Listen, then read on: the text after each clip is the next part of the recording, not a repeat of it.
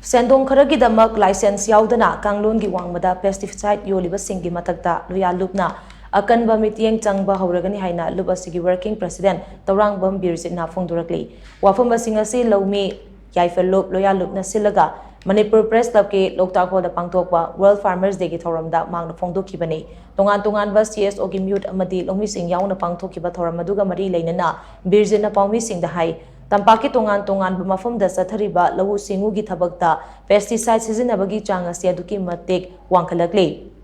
pesticide sizinabagi mong motawasi agriculture department ki makhada leiba pest management service na tawgadabani adubo hauji oiriba phibam asida pest management ki kanglon soibagi oigadawribra pesticide sizinabagi mong asi lana chatpagi phibam ama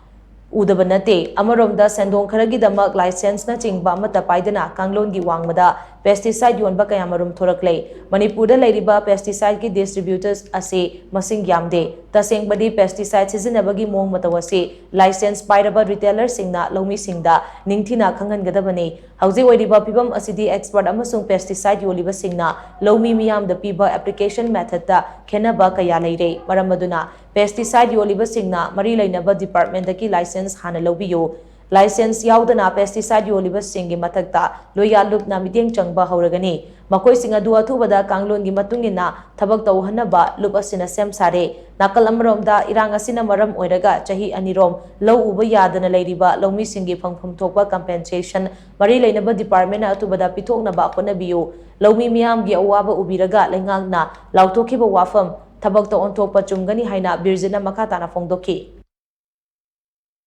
Low Hidaka Marilena, you and Piriba is in Lokanakuma, Kakana, Yamna, Alan, illegal, Nesser, Mawang Makakta, Jose,